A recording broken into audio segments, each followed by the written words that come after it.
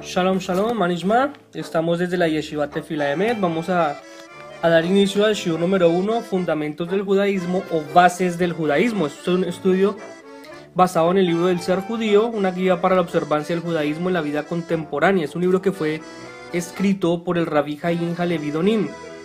Este libro fue impreso por la Organización Sionista Mundial del Departamento de Educación y Cultura Religiosa para la Diáspora en Jerusalén en el año 5748 o en el año 1988. La información de este libro fue seleccionada y recopilada del Shulchan Aruch y de la literatura de responsa, esto para proporcionar una exposición razonada de las leyes y tradiciones judaicas. Este libro fue traducido del inglés por Aryeh Komay y revisado por Asher Sapolinsky. Bueno, y quien les habla, Liat Ben Shahar, talmid de la Yeshiva Tefila Emet. Vamos a iniciar entonces el estudio leyendo el primer un párrafo que nos muestra el rabino en su libro, que nos dice lo siguiente. Dice que vamos a analizar primero que todo el término de Israel, refiriéndonos al pueblo de Israel. Entonces dice que los términos hebreo, israelita o judío han sido utilizados como sinónimos y equivalentes a lo largo de toda la historia. La Torá se refiere a Abraham como Ivri, hebreo. Ivri es la palabra hebrea para referirse al término hebreo, probablemente por haber emigrado de la otra margen oriental del río Éufrates. Ivri significa de la otra margen. Israel fue el segundo nombre de Jacob, nieto de Abraham, y sus 12 vástagos, y los descendientes de estos fueron conocidos como los hijos de Israel o pueblo o nación israelita.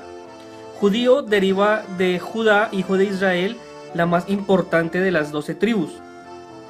El nombre judío se extendió a todo el pueblo cuando el reino de Judea sobrevivió a la destrucción del reino septentrional en el año 722 antes de la era común, cuando las 10 tribus del norte fueron conducidas al cautiverio, y en la actualidad el pueblo se denomina judío, su religión judaísmo, su lenguaje hebreo y su tierra Israel.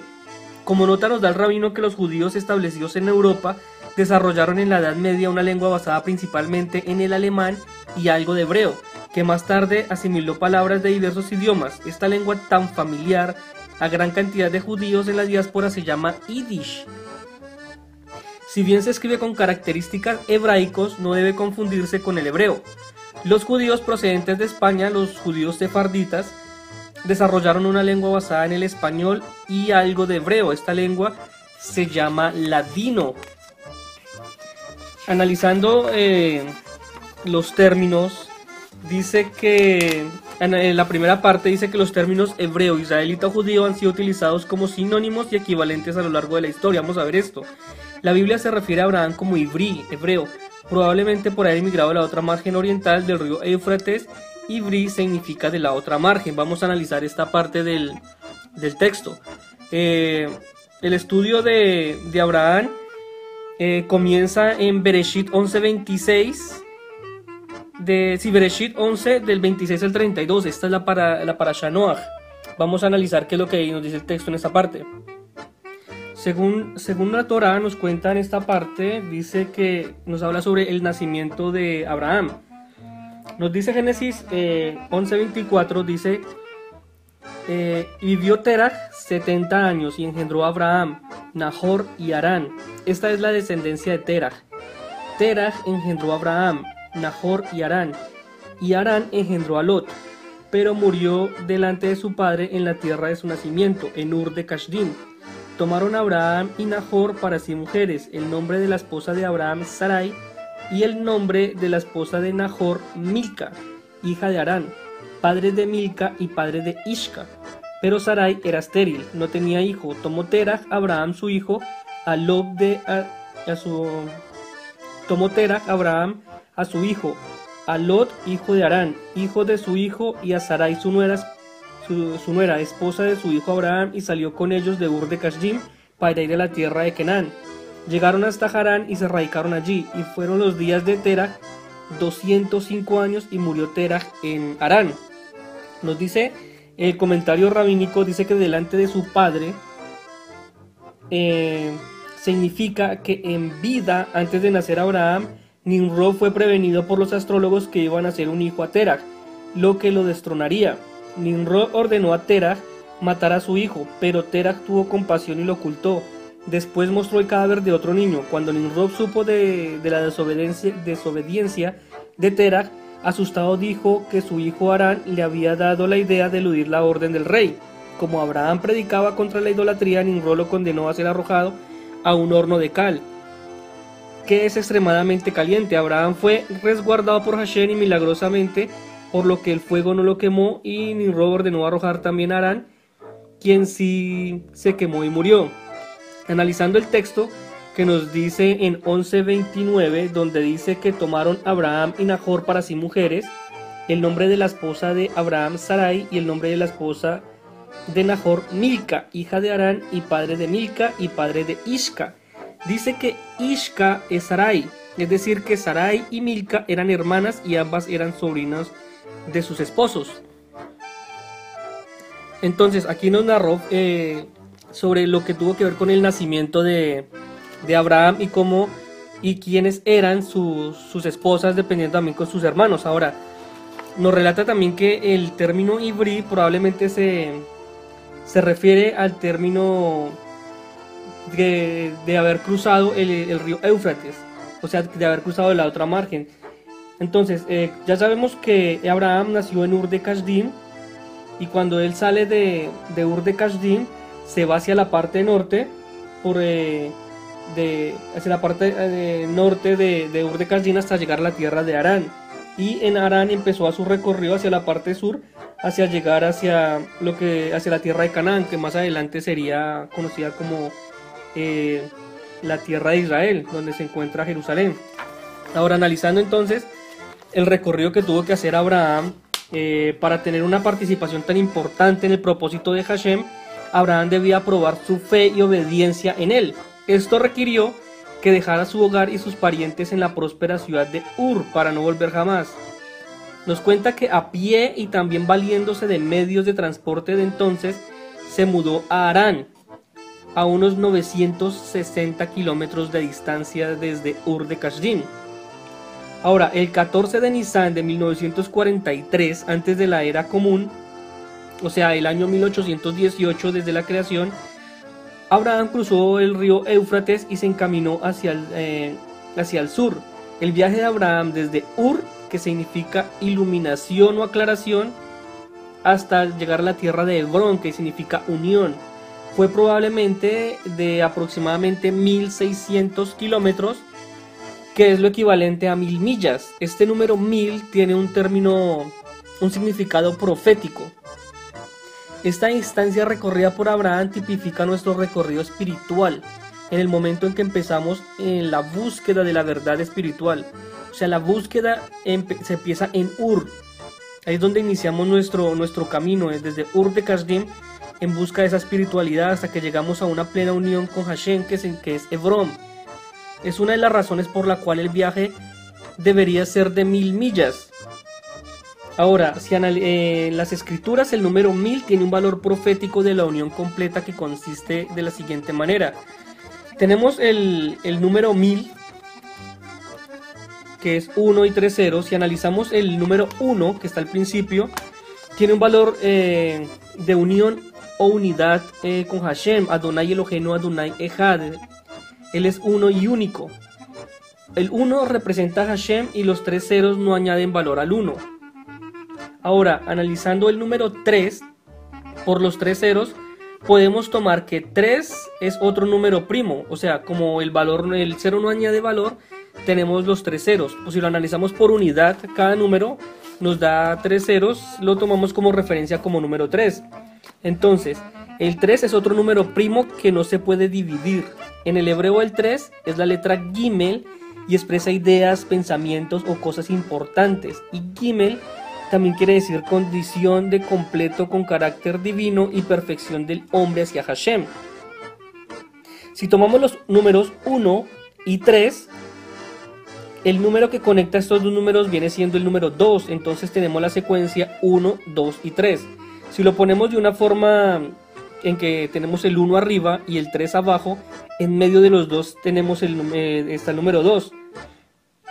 Ahora, la estrella judía se compone de dos triángulos entrelazados. El triángulo de arriba, que quiere decir manifestación perfecta del lado físico del hombre, y que apunta hacia abajo quiere decir la manifestación perfecta de lo espiritual. O sea, tenemos que la estrella de David son dos triángulos, uno apuntando de arriba hacia abajo. Entonces tenemos a Hashem arriba apuntando hacia el 3, que viene siendo el hombre, y de la parte del triángulo que apunta de abajo hacia arriba es la manifestación del hombre, que es la manifestación perfecta del lado físico del hombre hacia Hashem. Entonces se forman los dos triángulos entrelazados, que es el 2, viene siendo como la unión. Por eso dice que el triángulo que apunta hacia arriba quiere decir manifestación perfecta del lado físico del hombre, y el que apunta hacia abajo quiere decir manifestación perfecta de lo espiritual, Hashem. Ahora, siguiendo con la lectura que hicimos al principio, el segundo párrafo nos dice: Israel fue el segundo nombre de Jacob, nieto de Abraham. Sus 12 vástagos y los descendientes de estos fueron conocidos como los hijos de Israel, o pueblo o nación israelita. Ahora, analizando lo que nos dice la Torá, Abraham engendró a Isaac, que a su vez fue padre de Jacob, que es el mismo Israel, quien tuvo 12 hijos, más los 2 hijos de José, que fue José el soñador, fueron los fundadores de las tribus. Ellos todos fueron reconocidos como los descendientes de los patriarcas y formaron las 12 tribus de Israel, entre las que Josué repartió la tierra prometida, es decir, la tierra de Canaán, tras el regreso de Egipto. Los hijos de Jacob y sus descendientes son llamados israelitas, o hijos de Israel. En hebreo se conoce como Benei Israel. Los antiguos israelitas constituían un grupo étnico monoteísta que hablaba hebreo en estas partes del Mediterráneo. Entonces, habitando parte considerable del Canaán durante estos periodos tribal y monárquico en los siglos XV y VI antes de la era común. El término bíblico israelita, también conocido como las 12 tribus o hijos de Israel, significa tanto los descendientes directos del patriarca Jacob como las poblaciones del reino de Yehudá e Israel en el 1030 y en el 930 antes de la era común. El periodo posterior al exilio babilónico, en el siglo V antes de la era común, y el remanente de las 12 tribus israelitas pasa a constituir dos grupos: los judíos, pobladores de Judea y Galilea, y los samaritanos, habitantes de Samaria. Entonces, ¿quiénes fueron los 12 hijos de Israel? Tenemos a Rubén, Simeón, Leví, Yehudá, Neftalí, Aser, Gad, Isahar, Zabulón, José, quien es representado eventualmente por sus hijos Efraín y Manasés, y también tenemos a Benjamín. Según la Torá, 11 de los hijos de Jacob nacieron en Labán, excepto el último hijo de Jacob, Benjamín, que nació en camino de Betel a Efrat, los territorios de las 12 tribus israelitas. De todas las tribus, la de Leví se dedicó al sacerdocio por el mandamiento divino, por lo que no se le asignó tierra. En cuanto a José, en el reparto de las 12 tribus se trató como una tribu a cada uno de sus descendientes, es decir, sus hijos Efraín y Manasés, dado que eran poderosos y podrían conquistar las tierras que se les asignaba. Es por eso que Efraín y Manasés se les otorgó tierras entre las 12 personas, sin que se mencione a la tribu de su padre José y a la tribu de Leví, porque Leví se le dio el sacerdocio por parte divina, y José fue representado por los 2 hijos. Entonces, al faltar José y Leví, los 2 que representan son Efraín y Manasés. Por eso la división que se les asigna, en la división a ellos se les asigna territorio. Ahora, la tribu de Yehudá obtuvo el territorio en la parte occidental del Mar Muerto, conteniendo los desiertos de Idumea. La de Simeón o Simón al oeste de la de Yehudá, y confiada al sur con el desierto y la parte occidental del Mediterráneo y con los filisteos. La tribu de Benjamín tenía el sur de Yehudá, por el este lindaba con el Jordán y el Mar Muerto. La tribu de Dan se hallaba al norte de la Simeón. La de Efraín estaba al norte de la de Dan y Benjamín, lindando al este con el Jordán. La tribu de Manasés, una parte estaba en el oriente del Jordán y la otra parte en el territorio norte de Efraín. La tribu de Isaacar tenía al oriente el Jordán, al sur la segunda mitad de Manasés y por el este llegaba hasta el Mediterráneo.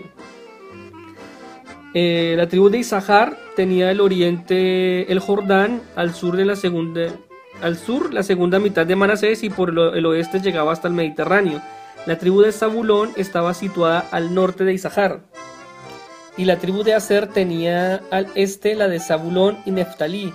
Al norte tenía el Líbano y por el oeste tenía Fenicia y el Mediterráneo. La tribu de Neftalí estaba entre la de Aser y primera mitad de Manasés y tenía al norte el Líbano y al sur la de Zabulón. Y la tribu de Rubén y Gad estaban en la parte oriental del Mar Muerto y del Jordán. En cuanto a las ciudades levíticas y de refugio se constituyeron tales como las siguientes. Las tribus de refugio eran los lugares donde una persona que había cometido un asesinato o era condenado, que podría ser asesinado por su mal, por haber hecho eso a alguna persona. Ellos eran sentenciados a irse de sus lugares de vivienda e ir a unas ciudades de refugio. Esto mientras la persona a la que le había hecho daño o la familia muriera, o simplemente el sumo sacerdote, que cuando cambiara de sumo sacerdote era que ellos podían regresar a su tierra. Después de esto ellos no, o sea, por consecuente no podían ir a sus tierras hasta que esto pasara, hasta que murieran las personas a que le habían hecho daño o el sumo sacerdote. En las ciudades de refugio tenemos algunas como lo que eran Hebrón, Labalá, Hetzer, Ain, Gabaé, Ión, Gazer, Sesión, Bet-Jorón, Kibsaín, Damá, Masal, Seder, Jazer, Manaín y bueno, y muchísimas otras, ¿no? Había muchísimas ciudades de refugio. Las 12 tribus se dividieron en dos reinos, la tribu de Judá, esencialmente la tribu de Judá y Benjamín, en la parte donde estaba también los levitas, que no tenían tierra, y las tribus del norte de la tierra de Israel, que no estaban todas las demás tierras. Ahora, el término judío deriva de Judá, hijo de Israel, la más importante de las 12 tribus. El nombre de judío se extiende a todo el pueblo cuando el reino de Judá sobrevivió a la destrucción del reino septentrional en el año 722 antes de la era común, cuando las 10 tribus del norte fueron conducidas al cautiverio. Entonces analicemos este punto. ¿Qué pasó ahí? La tribu de Judá fue una de las 12 tribus de Israel. Y esta tribu descendió del patriarca Yehudá, el cuarto hijo de Jacob. Luego de haber partido del antiguo Egipto y habiendo ya atravesado toda la península del Sinaí, la tribu de Judá ingresó a Canaán junto con las demás tribus israelitas y se establecieron en la región del sur de Jerusalén. Con el tiempo se volvió la tribu más poderosa y de ella nacieron importantes reyes. Los reyes como David y Salomón fueron también el seno de la tribu de Yehudá, que emigró la profecía de la llegada del Mesías, quien descendería de esta tribu. Ahora, después de que las 10 tribus del norte se dispersaron debido a la conquista asiria en el año 721 antes de la era común, las tribus de Judá y Benjamín quedaron como únicas herederas del pacto abrahámico, ratificando a través de la alianza mosaica. Ratificado a través de la alianza mosaica. Ahora, el reino de Judá floreció hasta el año 586 antes de la era común, cuando fue invadido por los babilonios y muchos de sus habitantes partieron en cautiverio hacia Mesopotamia. Luego, casi después de 50 años, en el año 538 antes de la era común, Ciro II el Grande permitió a los judíos regresar a su tierra natal y el templo de Jerusalén fue subsecuentemente reconstruido. Ahora, si recordamos quién fue Ciro II, esto nos remite hacia la Megilá Esther, donde conocemos la historia de lo que pasó con Mordejai y con la reina Esther. Tenemos que Esther fue una judía que fue llevada al palacio del rey, fue hecha reina después de que el rey matara a su esposa. Esta mujer Esther la es convertida en reina y más adelante ellos tienen un hijo, el rey Ahasverosh con Esther, y nace este sujeto Ciro, que es el hijo de Esther. Entonces tenemos que ahora Ciro, por ser hijo de Esther, que era judía, él es judío, pero él era el gobernador de Babilonia de esa época, en la antigua Persia. Ahora, si regresamos la historia de Judá, desde entonces en adelante es la historia de los judíos y también aquella de judaísmo. La región que constituía el territorio de Judá y el reino de Judá será también conocida como Judea. Ahora miremos por qué se divide el reino. Ahora, la división, ¿cómo fue que se dividió estos dos reinos, para luego decir que el reino del norte y el reino del sur? Dice que solo 120 años después de que Saúl llegó a ser el primer rey de Israel, la nación se había dividido. ¿Por qué se dividió? A causa de la apostasía de Salomón, por querer complacer a sus esposas extranjeras. Salomón dejó que la idolatría se infiltrara en Israel y edificó lugares altos a los dioses falsos. Hashem aborrecía esta mezcla con la adoración pagana, pero por lealtad a su pacto con David, no acabó con la dinastía davínica, sino que él decretó la cesión de la nación. Esto lo encontramos en Primera de Reyes 11, del 7 al 13. Si leemos esta referencia bíblica, dice que fue entonces cuando Salomón procedió a edificar un lugar alto en Quemos, la cosa repugnante de Moab, en la montaña que estaba al frente de Jerusalén, y a Molech, la cosa repugnante de los hijos de Amón. Y así hizo para todas sus esposas extranjeras que hacían humo de sacrificio y ofrecían sacrificios a sus dioses. Y Hashem llegó a estar enojado con Salomón, porque su corazón se había inclinado a alejarse del Dios de Israel, el que se le había aparecido 2 veces. Y respecto a esta cosa, le mandó que no fuera tras otros dioses, pero él no había guardado lo que Hashem le había mandado. Hashem ahora dijo a Salomón: por motivo de que esto ha sucedido contigo y no has guardado mi pacto ni mis estatutos que te impuse como mandato, sin falta arrancaré el reino sobre ti y ciertamente lo daré a tu siervo. Sin embargo, no lo haré en tus días por causa de David tu padre. De la mano de tu hijo lo arrancaré. Solo que no será todo el reino lo que arrancaré. Daré a una tribu a tu hijo por causa de David mi siervo y por causa de Jerusalén que he escogido. Esta se produjo en el año 997 antes de la era común, cuando la actuación de Rehoboam, el terco hijo de Salomón, incitó a las 10 tribus a sublevarse y constituirse en un reino aparte, que abarcaba sobre todo el norte del país, aunque también comprendía los enclaves simeonistas esparcidos por Judá. Solo permanecieron leales al reino meridional la tribu de Judá y la tribu de Benjamín, y también se encontraban los levitas en esta parte.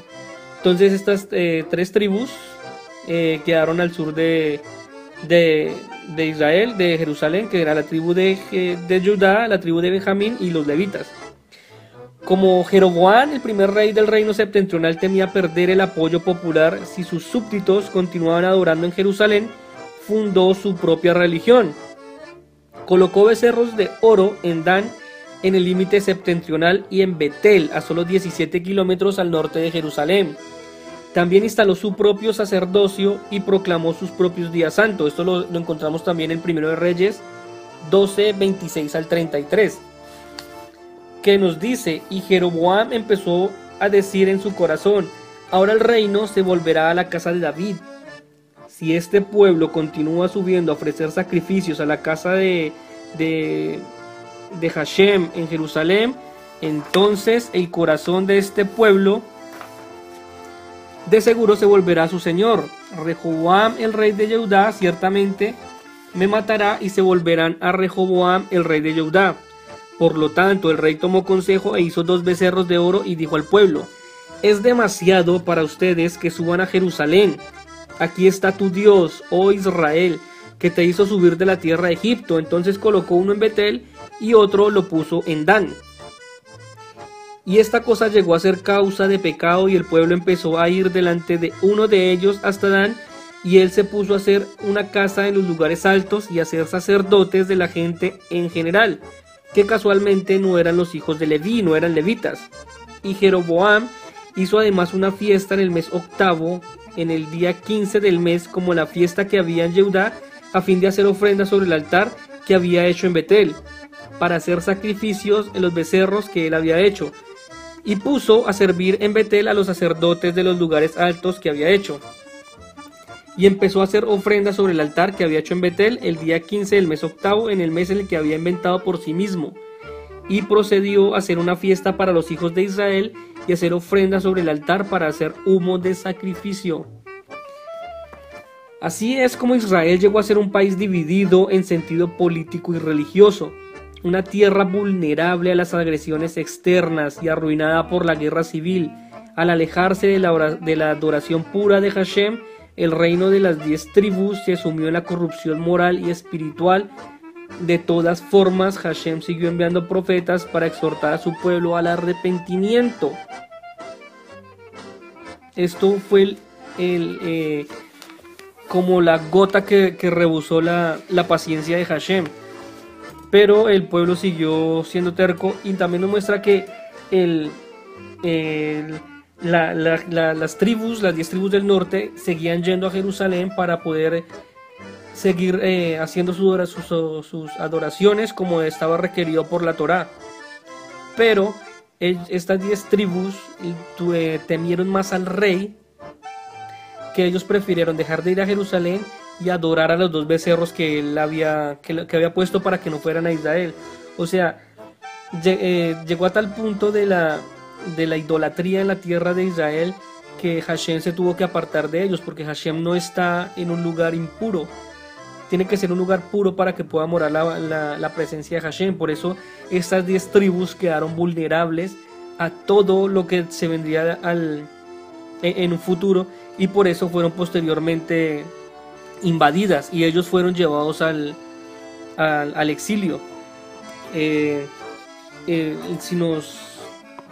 Si tomamos esto como referencia, por eso es que en las tribus del sur, ellos continuaron legando la Torá a sus hijos para que no se perdieran. Entonces, gracias a estas 3 tribus que quedaron al sur, que fueron la tribu de Jehudá, la tribu de Benjamín y los levitas, se pudo continuar con la adoración como Hashem la había estipulado en la Torá y como debería haber sido. Y no temieron más a un rey que al mismo Hashem. Entonces tenemos que en las tribus del norte le temieron más al rey, a una persona, que el mismo temor hacia Hashem. Por eso Hashem se apartó de este territorio. Continuando con la última parte, dice que en la actualidad el pueblo se denomina judío, su religión judaísmo, su lenguaje es el hebreo y su tierra Israel. Ahora, la referencia que tenemos dice que los judíos establecidos en Europa desarrollaron en la Edad Media una lengua basada principalmente en el alemán y algo de hebreo, que más tarde asumió palabras de diversos idiomas. Esta lengua tan familiar a gran cantidad de judíos en la diáspora se llama Yiddish. Si bien se escribe con características hebraicos, no debe confundirse con el hebreo. Los judíos procedentes de España, como mencionamos, son los sefarditas, desarrollaron una lengua basada en el español y algo de hebreo. Esta lengua se llama ladino. Ahora, el Yiddish, también conocido como Yiddish, significa judío. Es un idioma perteneciente a las comunidades judías ashkenazís, tanto del centro como del este europeo, así como aquellas de sus descendientes en el continente americano y otros lugares del mundo, conociéndosele alternativamente como judeo-alemán o judeo-alemán. Parte de la sintaxis y léxico del Yiddish provienen del alemán, pero el Yiddish posee también influencia del idioma hebreo, así como también algunas lenguas eslavas. La ortografía del Yiddish usa los caracteres del alfabeto hebreo. El Yiddish es una lengua milenaria que se desarrolló tanto en Europa Central como en Europa del Este a partir del siglo X, y fue desde entonces evolucionando en cada una de dichas regiones junto con las lenguas locales. Tras la inmigración de la población judía en las mencionadas regiones europeas hacia el continente americano y particularmente debido a los devastadores efectos del Holocausto, la población que hablaba yiddish fue reducida de 13 millones en 1930 a 3 millones de personas en el 2005. Vea la diferencia. Fue más de 10 millones de personas. 13 millones de personas en 1930 se redujo a 3 millones de personas en el 2005. Ahora, los judíos ortodoxos, incluso los ultraortodoxos, emplean a diario el yiddish para comunicarse entre ellos, ya que consideran que la lengua hebrea propia de la antigüedad es sagrada y solo debe ser empleada en plegarias o para el estudio de Torá. No obstante, para la escritura del yiddish, ellos emplean precisamente los caracteres hebreos, desde por lo menos el siglo VIII. Más allá de la vocalización de las que caracteriza el yiddish, los caracteres que él mismo emplea son los mismos que figuran en los textos sagrados del judaísmo y exactamente iguales a aquellos que se emplean en la escritura del hebreo moderno. Son las mismas letras hebreas, solamente que se habla en yiddish, o sea, es como el alemán. Es como si fuera el alemán escrito en hebreo. Ahora, el judeo-español o ladino es el idioma hablado por las comunidades judías descendientes de hebreos que vivieron en la península ibérica hasta el año 1492. Estas personas son llamadas sefardíes. El ladino, aunque procedente del castellano medieval, presenta también rasgos en diferentes proporciones en otras lenguas peninsulares y mediterráneas. Al ser una lengua judía, contiene alguna aportación del hebreo, como la influencia del turco e incluso del griego, principalmente dependiendo del entorno. Además, el judeo-español contemporáneo contiene una cantidad notable de vocablos del francés, por influencia de la Alianza Israelita Universal en ciudades tales como Salónica, Estambul y Esmirna. Al no haber sido nunca armonizada por una propagación lingüística, es actualmente objeto de controversias, comenzando por su denominación.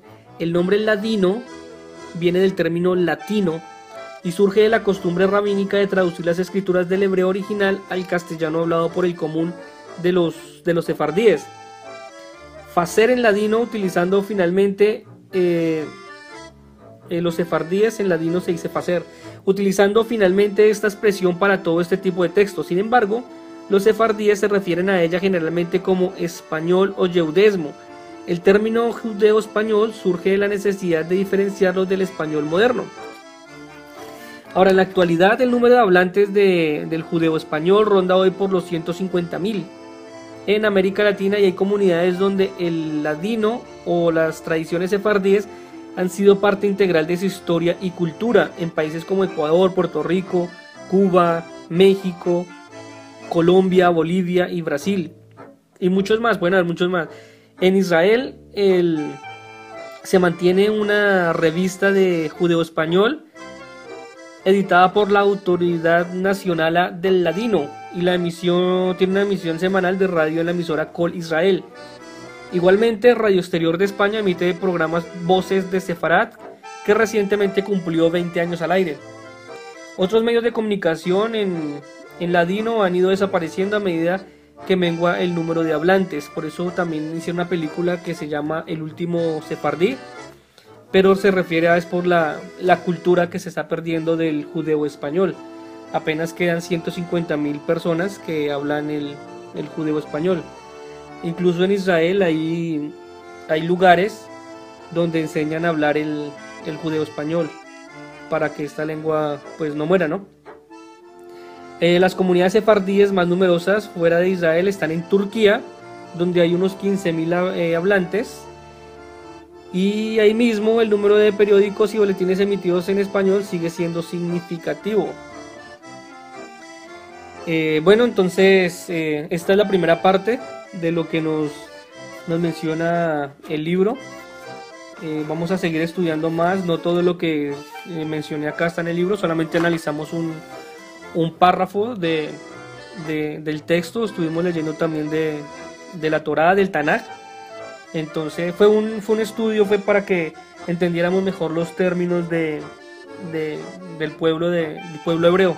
Vamos a más adelante hablar un poco más sobre quién fue Abraham, sobre su vida, y vamos a analizar más términos y referencias del Tanaj.